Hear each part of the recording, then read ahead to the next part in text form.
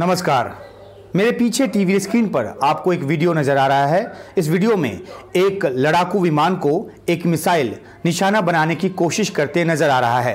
हालांकि ये प्लेन बाल बाल बच गया और गोमा इंटरनेशनल एयरपोर्ट पे इसने लैंडिंग भी कर ली।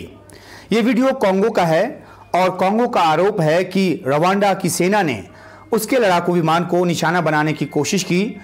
रवांडा का ये कहना है कि कांगो का ये लड़ाकू विमान जो है वो रवांडा की वायु सीमा का उल्लंघन कर रहा था और इसलिए आत्मरक्षा में इस तरह से मिसाइल दागने की जरूरत पड़ी, जबकि कांगो इस बात से इनकार कर रहा है। कांगो का कहना है कि उसका जो ये प्लेन है वो बिल्कुल उसके अपने देश की हवाई सीमा में था और कांगो इंटरनेशनल एयरपोर्ट पे वो लैंडिंग की तैयारी में था।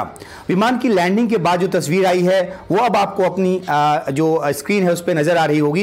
किस तरीके से मिसाइल के जो स्प्लिंटर्स हैं उसने इस विमान को नुकसान पहुंचाया है। छोटे बड़े कई छेद नज़र आ रहे हैं इस प्लेन में और इस तरह से अब शायद ये प्लेन दोबारा इस्तेमाल के लायक ना हो, शायद भारी मरम्मत की ज़रूरत पड़े।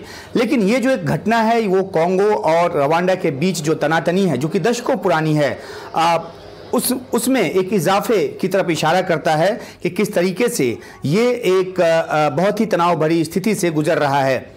अगर हम कांगो और रवांडा के बीच की तनातनी की बात करें तो ये दशकों पुरानी है, जैसा कि मैंने आपको बताया।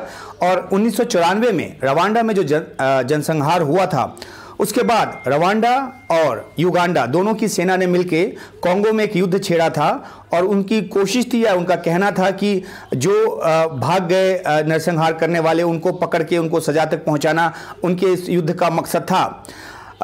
दूसरा एक भी युद्ध छेड़ा गया 2002 में जिसको आधिकारिक तौर पे ख़त्म माना गया, लेकिन दोनों देशों के बीच जो तनातनी है वो बरकरार रही और समय समय पे वो अलग अलग रूपों में निकलकर सामने आती रहती है। ये भी हुआ कि पिछले साल 131 जो लोग हैं उनकी हत्या हुई कांगो में और कांगो का ये कहना था कि जो हत्या है ये रवांडा की शह पर हुई। हालांकि रवांडा ने इसे इनकार किया और उसका कहना है कि M23 ग्रुप जो कि एक आर्म्ड रेवोल्यूशनरी ग्रुप है, कांगो रेवोल्यूशनरी आर्मी के नाम से उसे जाना जाता है, उसने ये हत्या की है।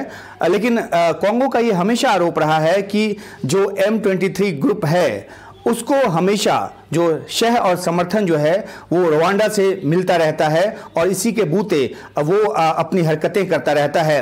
पूर्वी कांगो के बड़े इलाके में खासतौर पे जो खनिज संसाधनों से भरा इलाका है उस पर इस आर्म ग्रुप का जो दबदबा है वो काफ़ी है और कई बार पीस डील की भी कोशिश हुई।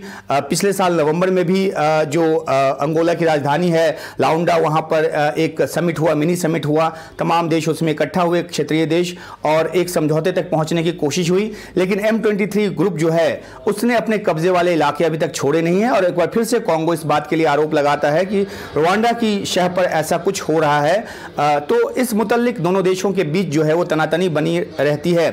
दूसरी तरफ रवांडा भी लगातार ये आरोप लगाता रहा है कि कांगो जो है उसकी ज़मीन का इस्तेमाल जो विद्रोही ग्रुप हैं वो रवांडा के खिलाफ इस्तेमाल करने की कोशिश करते हैं और कांगो उसको शह देता है। तो ये आरोप प्रत्यारोप दोनों तरफ से चलते रहते हैं, लेकिन जो कांगो की तरफ से गंभीर आरोप है उसको लेकर कई बार जो UN और जो US और बेल्जियम इस तरह के देशों की जो जांच टीम है उसने भी उसकी पड़ताल की है। खासतौर पर जो 131 लोग मारे गए उस मामले की पड़ताल की और ये माना गया कि उसमें रवांडा कहीं ना कहीं से दोषी है। लेकिन रवांडा जो है वो लगातार इन आरोपों का खंडन करता रहा है और अब जबकि ये वीडियो सामने आया है जिसमें कि कांगो का जो लड़ाकू विमान है वो बाल बाल बचा है बिल्कुल, हालांकि क्षतिग्रस्त हो गया लेकिन पायलट सुरक्षित है। ये गोमा जो एयरपोर्ट है वहाँ पे ये लैंड भी कर गया। लेकिन ये एक वीडियो दिखाता है कि आखिरकार ये दो अफ्रीकी देश किस हद तक